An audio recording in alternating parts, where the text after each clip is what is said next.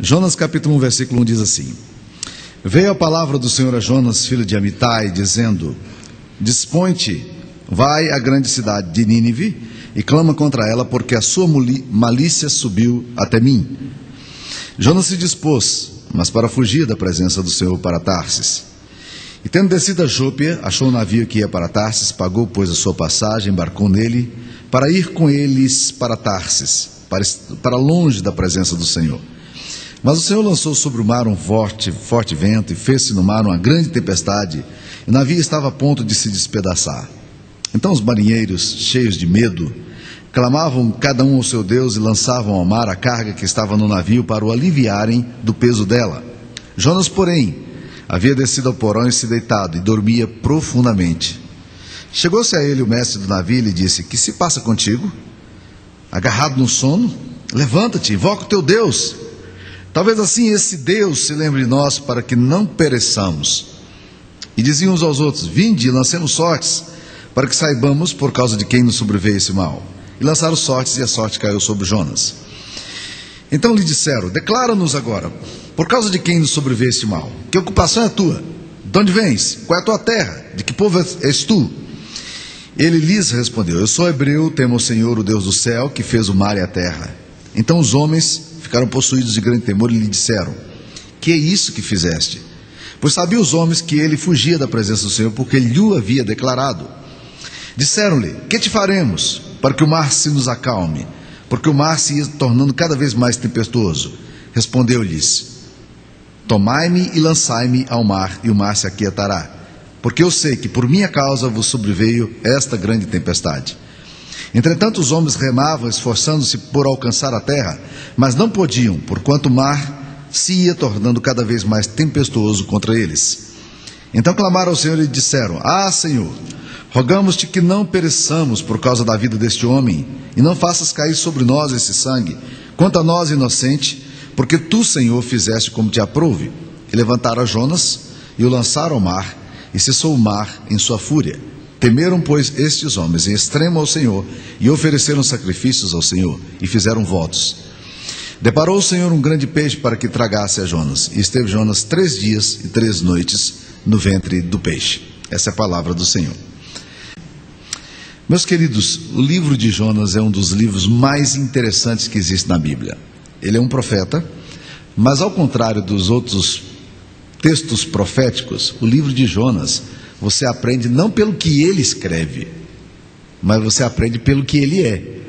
A lição do livro do profeta Jonas não é sobre a mensagem dele. A bem da verdade, a mensagem de Jonas só tem 7 palavras. Ainda 40 dias e Nínive será subvertida. Essa mensagem que ele tem. Aliás, diga-se de passagem, que alguns acreditam que essa não foi a mensagem que Deus mandou ele falar. Porque o texto diz que Deus chamou Jonas e disse: Levanta-te, vai à grande cidade de Nínive, clama contra ela, porque o seu clamor chegou até os meus ouvidos. Mas Jonas foi e clamou, pregou dizendo: ainda 40 dias e Nínive será subvertida. Então há uma discussão aí se essa mensagem era de fato a mensagem que Deus tinha dito para Jonas fazer, declarar diante daquela cidade. Jonas sofre alguns riscos que eu chamo de riscos da apatia, tão comuns ao século 21, tão presentes em nós. Há um autor alemão chamado Jürgen Moltmann, que escreveu alguns anos atrás um texto chamado Apatia, e nesse texto ele fala sobre paixão pela vida, e nesse texto ele trabalha dizendo que o grande risco da nossa alma é quando nós perdemos o brilho dos nossos olhos. Nós não conseguimos mais ver as coisas e nos encantarmos com as coisas. As coisas estão acontecendo, a gente coloca a nossa vida num ponto morto e vai meio na lei da inércia, e vamos sendo levados do jeito que a vida levar, vivendo aí a filosofia do Zeca Pagodinho: deixa a vida me levar, a vida leva eu. Mas nós não temos mais nenhum prazer nas coisas que fazemos, E as coisas não impressionam mais a gente. A dor não impressiona, a alegria não impressiona, a amizade não impressiona, o choro de alguém não nos impressiona mais.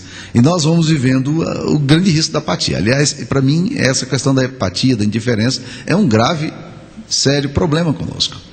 Primeira apatia que eu percebo aqui nos leva a pensar no fato de que Jonas, ele é apático em relação a Deus.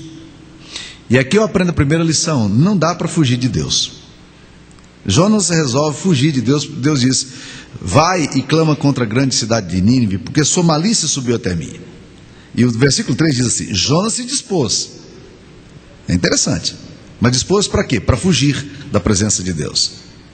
Ele não quer a presença de Deus. A presença de Deus é que o incomoda. É estar junto de Deus e perto de Deus que se torna para ele uma experiência ruim.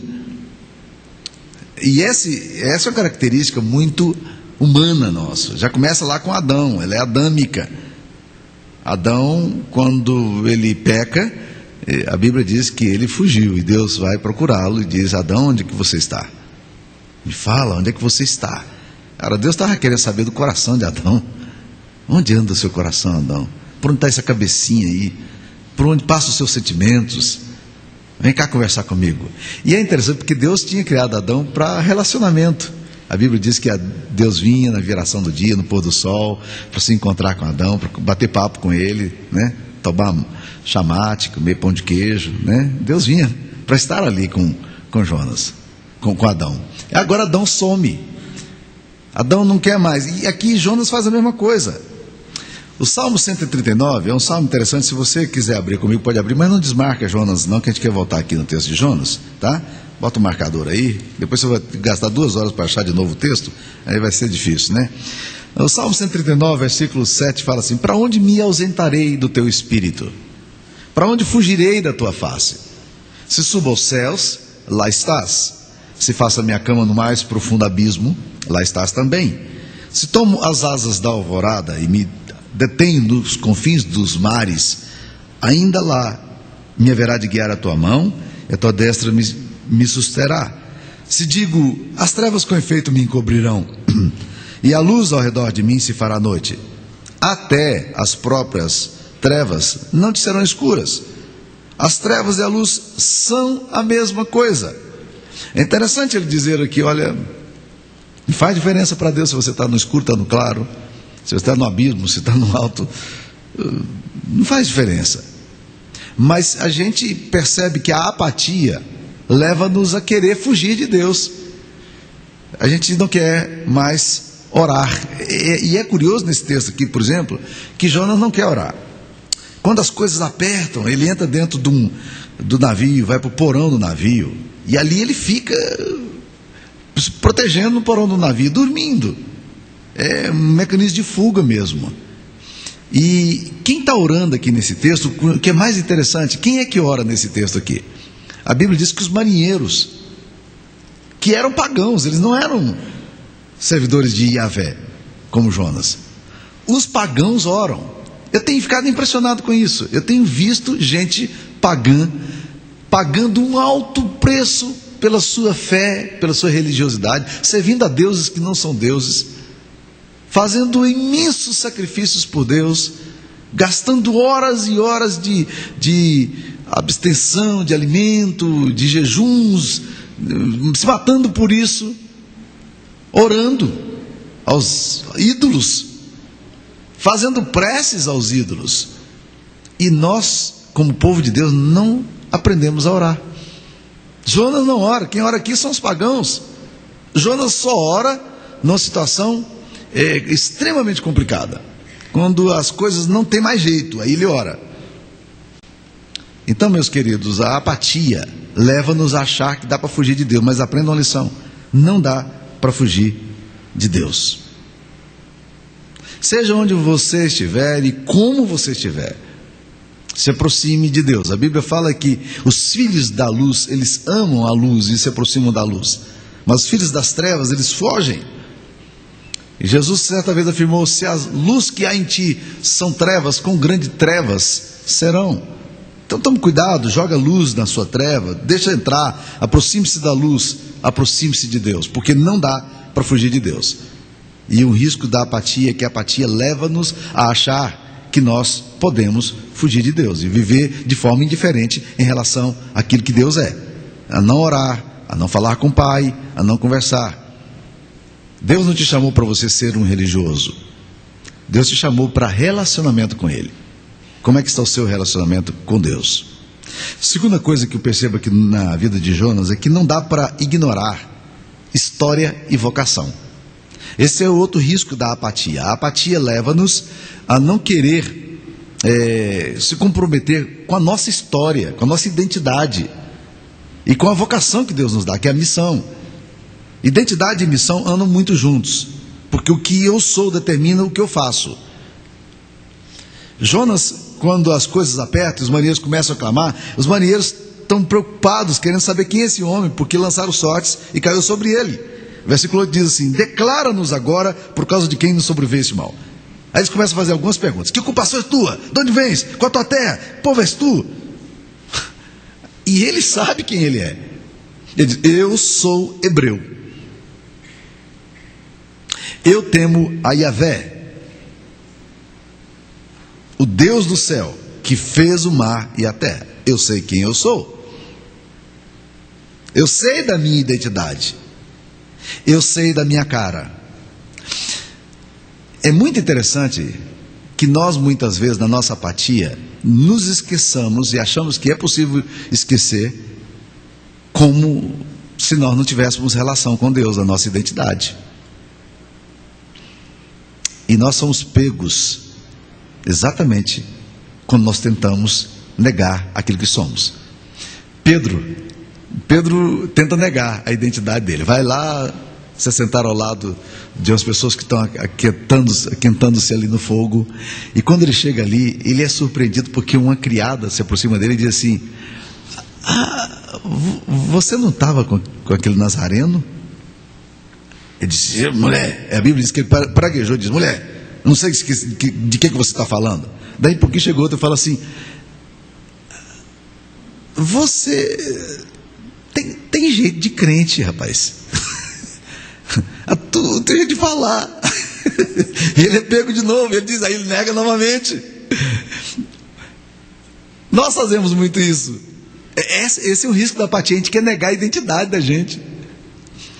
Uma das cenas mais pitorescas e graves ao mesmo tempo que eu vi, aconteceu recentemente numa experiência do pastor Edson em Pirinópolis, quando ele encontra-se numa feira com a menina e começa a falar do que ele está fazendo ali, falar das coisas de Deus para aquela menina, testemunhar Jesus para ela, e a conversa vai se tabulando, aquela moça, e ele tentando falar de Jesus para ela, e a conversa vai, e a menina percebe que o Black é um homem de Deus, e se interessa pela coisa, aquela coisa meio mística, mas se interessou e disse: vai lá em minha casa, eu queria que o senhor fosse lá em minha casa para fazer uma oração. Mas muitas pessoas acham que aí a presença do pastor vai espantar os espíritos malignos, vai afastar tudo, né? Eu vou lá. E o Black disse: eu vou lá. Marcou quarta-feira à noite para ir na casa daquela menina. E chamou a sua esposa, chamou outras pessoas e foram para a casa daquela menina para fazer uma visita para ela. Chega ali, ele disse que achou muito estranha a casa, que a casa era toda zen, mística, né? Tinha fotografias estranhas, assim, de seres estranhos, e aquele negócio meio macabro, meio espiritual, aquele negócio tenso e tal. O Black tinha sido chamado para ir ali falar de Jesus, ele vai. Quando ele chega, daí um pouquinho, ele percebe que lá no fundo da casa está tendo uma festa, com as músicas meio estranhas mesmo, rap, meio hip hop, né? Mas ele está ali, ele veio para conversar com a menina, e aí ele ouve aquele barulho, gente bebendo cerveja, e aquela coisa toda, né? E de repente, quando ele chega, vem o namorado da menina. Ele vem já meio alto assim, e fala assim: quem é esse aí? Aí a menina vira e fala assim: não, esse aqui é o pastor, eu encontrei com ele na feira. Esse cara, ele cai de joelhos e abre um bué, começa a chorar desesperadamente. Sabe quem esse cara era? ele era um líder de louvor da igreja Renascer em São Paulo, que estava ali achando que podia se esconder de Deus, e agora ele se acha pego, porque ninguém sabia a identidade dele. Ele se acha pego e começa a dizer: não é possível, Deus me achou aqui nesse lugar. Deus me achou aqui nesse lugar.